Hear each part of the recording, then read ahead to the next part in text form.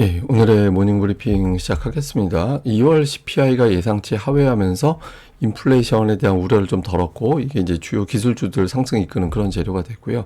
특히 테슬라와 AI 관련된 종목군들이 크게 올라가면서 나스닥을 견인하는 그런 모습을 보였습니다. 우리 증시는 어제 외국인들이 매수했는데 오늘 매수가 상당히 중요할 것 같거든요. 오늘 장에서도 매수가 나온다라면 어떤 흐름이 바뀔 수 있기 때문에 이 부분 좀 체크를 해봐야 될 것 같고요. 특히 이런 과정에서 반도체주가 연속성을 보일 거냐, 그러니까 단기적인 어떤 반등이냐, 연속성이냐, 이 흐름이 상당히 우리나라 시황에서 중요한 변수가 될 것 같습니다. 우선 미증시는 이제 혼조로 끝났는데 나스닥은 올라가고 다우는 빠졌잖아요. 그러니까 필수 소비재 뭐 이런 종목군들은 부진하고 기술주 내에서도 AI로 구분이 되고 그다음에 테슬라 이렇게 이제 차별적인 움직임이 나오면서 시장이 좀 엇갈리는 그런 모습을 보였는데 어쨌든 업종으로 봐도 차이가 많이 났어요. 그러니까 테슬라가 포함되어 있고, 그다음에 뭐 엔비디아가 포함되어 있는 업종은 강하게 올라간 반면에 뭐 헬스케어라든가 필수 소비재라든가 이게 관세 국면에서 상대적으로 선방했던 종목군들은 빠졌죠. 그래서 관세 이슈로 상대적으로 선전했던 종목을 팔고 그동안 낙폭이 컸던 종목으로 이동하는 이제 그런 움직임이 나왔던 것 같습니다. 뭐 이슈들을 보면 2월 CPI가 예상치를 하회하면서 인플레이션 걱정이 좀 있었죠. 그러니까 이게 관세 부과되기 전 데이터일 수는 있는데 어쨌든 관세 부과하기 전부터 이미 선제적으로 가격을 올린다든가 이런 움직임이 있지 않았을까 이런 걱정이 있었잖아요. 근데 이런 우려가 좀 일부 완화됐다. 이런 어떤 걱정했던 걸 좀 완화가 됐다. 이게 오늘 시장의 결정적인 어떤 상승 요인 이렇게 보는 시각이 있고요. 그리고 또 트럼프가 그동안에 이제 말만 하면 시장을 좀 떨어뜨리는 그런 상황을 만들어냈었는데 일단 경기 침체 없을 것 같고 현재 정책은 결과적으로 미국을 강하게 만들 거다. 그러니까 어쨌든 너무 걱정하지 마. 뭐 이런 식으로 말을 하는 거죠. 그러니까 이런 어떤 메시지. 오늘 더 이상 좀 되게 시장을 겁먹게 할 만한 발언이 안 나왔습니다. 그나마 이제 조금 경계감 있게 나온 발언이 4월 2일까지는 유연성. 그러니까 상호관세 부과하기 전에 알아서 우리나라의 기업 그러면 우리가 이제 유연하게 해줄게. 그러니까 이런 취지의 발언이고 그 이후에 이제 원칙대로 강하게 나갈 거야. 이런 내용인데 뭐 이 발언 자체 때문에 사실은 오늘 다우지수라든가 이제 다른 종목까지 쭉 끌어올리지는 못했다라고 해석은 되거든요. 근데 그동안에 트럼프의 어떤 발언 자체가 악재가 되는 상황이었잖아요. 오늘 그런 발언이 나오지 않았다라는 점이 그나마 이제 나스닥과 S&P 500 지수 플러스로 마감할 수 있는 그런 상황을 만들어냈던 것 같습니다. 뭐 그렇지만 이제 관세 전쟁 계속 진행이 되고 있는 상황이거든요. EU에서는 280억 달러, 캐나다에서는 210억 달러 규모의 보복 관세를 부과를 했고 트럼프는 당연히 맞대응할 것이다 이런 메시지를 내놓기도 했습니다. 근데 이런 것들 때문에 최근에 증시라든가 경제 전망 하향이 계속 이어지고 있어요. 뭐 골드만삭스에서 S&P 500 지수 전망을 300포인트 낮췄거든요. 그러니까 GDP 성장률을 하향하고 또 관세 때문에 불확실성이 만들어졌다라는 이유로 하향을 했는데 최근에 한 네다섯 곳에서 계속해서 하향하고 있습니다. 그러니까 이런 흐름이 좀 이어지게 될지도 좀 주목을 해봐야 될 것 같고 다만 먼저 많이 빠졌기 때문에 뭐 HSBC에서는 고점 대비 10% 정도 하락은 얕은 수준의 경기 침체를 반영한 거다. 근데 지금 경기 침체는 아니지 않냐. 그래서 좀 과도한 낙폭이 있다. 이렇게 이제 평가를 했습니다. 그리고 오늘 CPI에 대해서는 모건 스탠리에서 연준이 이거 보고 바로 금리를 못 내린다. 왜냐하면 관세에 따른 어떤 여파는 아직까지 반영이 안 됐다라고 봐야 되기 때문에 이 여파가 어떻게 되는지 충분히 봐야지 금리를 내리는 거지. 오늘 뭐 CPI 이것만 가지고 금리 내리기는 어려워. 이렇게 봤습니다. 그래서 전반적으로 보면 좀 신중론이 많긴 했어요. 그러니까 증권가 여전히 이제 신중론이 더 크게 좀 작동하고는 있다. 이렇게 봐야 될 것 같습니다. 근데 어쨌든 오늘 시장에서 가장 주목을 받았던 건 CPI였거든요. 그러니까 전월 대비는 근원 헤드라인 전부 다 0.2% 정도 그리고 전년 대비 같은 경우도 이제 2.8, 3.1 나왔는데 이 전부 다 이제 지난달보다는 당연히 떨어진 거고 예상치보다도 낮게 나왔거든요. 그래서 이 물가에 대해서 요번에 긴장도가 은근히 없진 않았어요. 그러니까 내려갈 거를 당연히 보고는 있었는데 관세 때문에 먼저 가격을 인상한 곳들이 있다 보니까 이게 혹시 영향을 주지 않았을까 이런 긴장감이 있었거든요. 근데 유가가 좀 많이 빠졌잖아요. 그러니까 에너지 비용이 되게 많이 떨어졌고 그러니까 주거 비용도 전달보다는 0.1%포인트 이제 내려갔고, 또 계란값이 폭등했었잖아요. 그래서 이게 영향을 주지 않았을까 했는데, 식품 가격도 지난달보다는 또 낮아지는 그런 모습을 보여서 전체적으로 기대보다 이제 좀, 우려보다 좀 내려오는 그런 모습을 보였고, 특히 이제 주목해 볼 만한 건, 이거는 뭐냐면 이제 클리블랜드 연은에서 제시하는 이런 수치를 바탕으로 볼 때 다음 달 물가 지표는 이렇게 될 것 같아요라고 제시하는 거거든요. 근데 이게 CPI 전월 대비가 0.01, 그러니까 제자리죠 사실상. 그리고 PCE도 전월 대비 0.04, 그러니까 아예 그냥 제로가 됐을 것 같다. 그러니까 이렇게 전망하고 있거든요. 그래서 물론 이제 이거는 이제 뭐 관세라든가 이런 것들을 적용하지 않은 거기 때문에 향후에 또 수정될 가능성이 있긴 합니다만은 투자자들 입장에서는 이 물가에 대한 부담은 좀 덜어낸 거 아닌가? 이런 해석이 나올 수 있게 된 거죠. 그래서 오늘 어쨌든 물가에 대한 고민이 좀 덜어냈다면 그동안에 많이 빠진 종목들을 사볼까? 그러니까 이런 분위기가 되면서 이제 좀 기술주들 이쪽에 좀 매수가 들어갔던 것 같습니다. 그래서 오늘 보면 대형주 중에서는 이제 애플이 빠졌잖아요. 근데 상승률로 놓고 보면 오늘 올라간 종목이 되게 특징인 게 제일 많이 올라간 게 테슬라고 그 아랫단 보면 마이크론테크, 팔란티어, 비스트라 에너지, 엔비디아 이런 식으로 나오거든요. 테슬라 플러스 반도체 AI예요. 그러니까 이런 구도로 시장이 이제 상승을 보인 게 특징이었죠. 뭐 특징주 좀 코멘트 해보면 인텔 같은 경우는 TSMC에서 미국 기업들 뭐 AMD, 엔비디아, 브로드컴 이런 데하고 같이 투자하자 이런 제안을 했다라는 보도가 나오면서 인텔의 주가가 좀 오늘 강하게 올라갔고 반면에 이제 애플은 오늘 빠졌는데 모건 스탠리에서 아이폰 판매 전망을 하향한다. 그래서 뭐 시리에 대한 어떤 업데이트가 늦어지기 때문에 좀 사람들이 안 바꿀 것 같다 이런 분석이 나오면서 하락을 했고요. 마이크론 테크놀로지 같은 경우는 이제 업황 개선 기대감 어제 우리나라 SK하이닉스 많이 올라갔잖아요. 그래서 이런 어떤 기대감이 나오면서 이틀 동안 10%나 올라가는 그런 모습을 보였고 AI주가 오늘 강했잖아요. 뭐 그 팔란티어 올라가고 뭐 엔비디아 올라가고 비스트라 같은 경우도 이제 전력 관련된 기업인데 이게 AI주 강할 때 한참 강했던 종목이잖아요. 이거는 이제 GTC, 그러니까 GTC 그 엔비디아에서 개최하는 이게 GPU 컨퍼런스잖아요. 여기에 대한 기대감, 여기서 뭔가 좀 나오지 않을까? 그다음에 워낙 단계 좀 많이 빠졌기 때문에 오늘은 이런 날은 좀 많이 빠진 종목들 중심으로 좀 매수해보자 이런 이제 흐름이 나왔던 것 같습니다.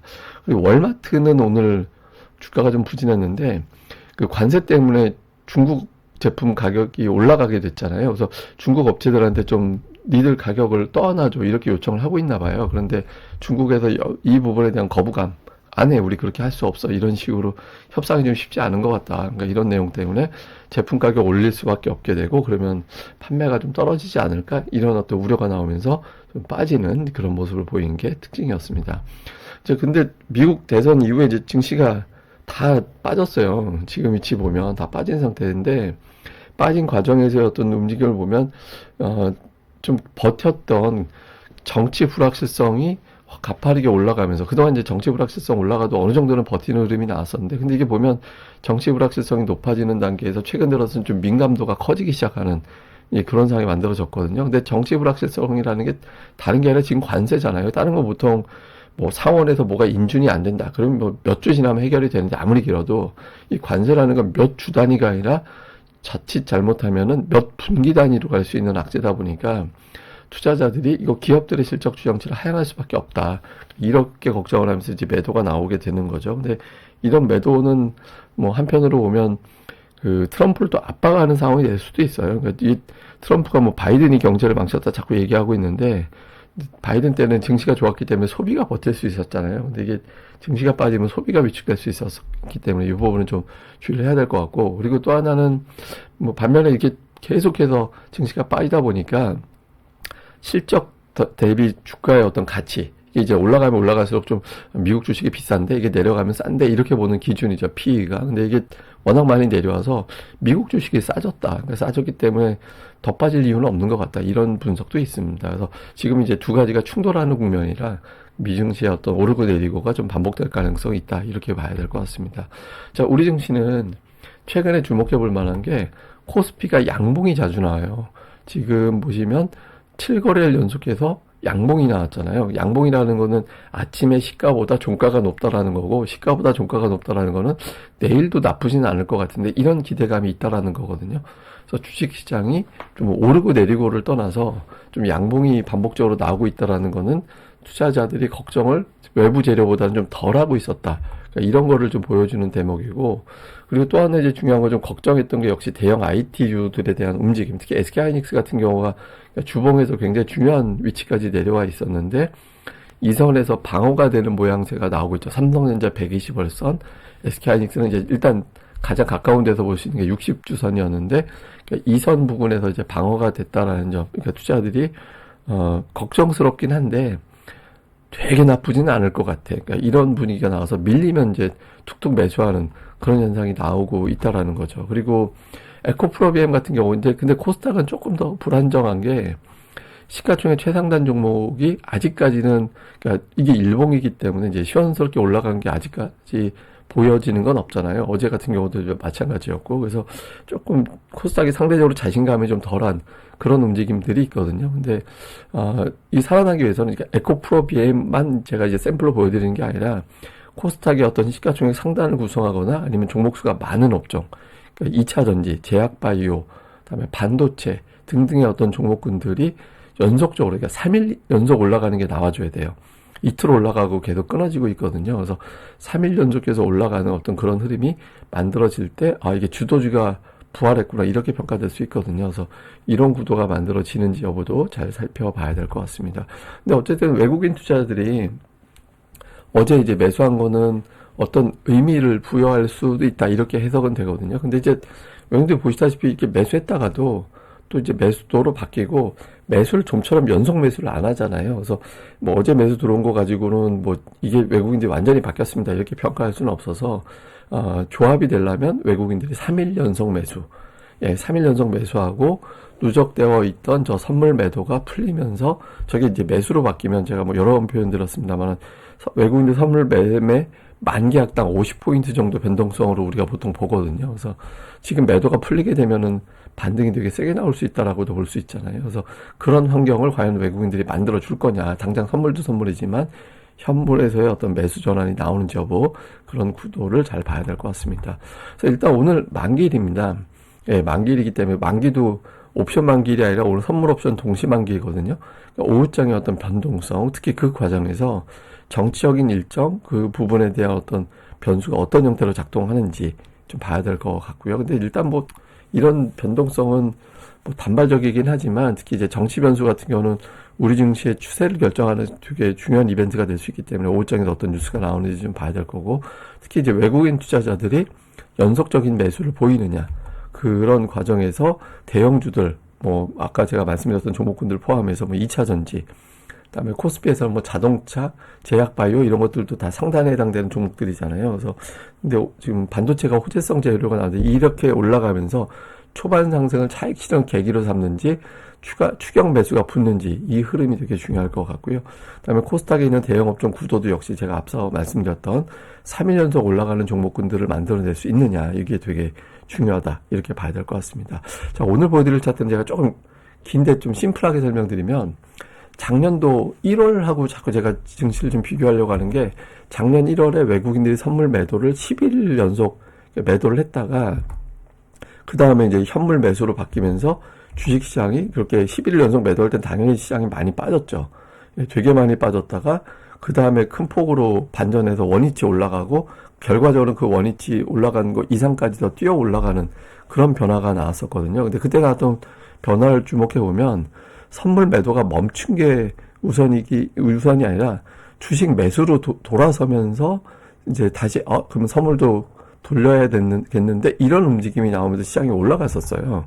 근데 이제 최근하고 좀 비교를 해보면 이게 이제 어제 외국인 투자자들의 현물 매수가 3,800억 정도 나왔잖아요. 그때 1월 19일에 7,000억 나오고 쭉쭉쭉 매수가 들어오면서 그 다음에 선물 매도가 매수로 바뀌고 딸려 올라가면서 시장이 강하게 반등을 했거든요.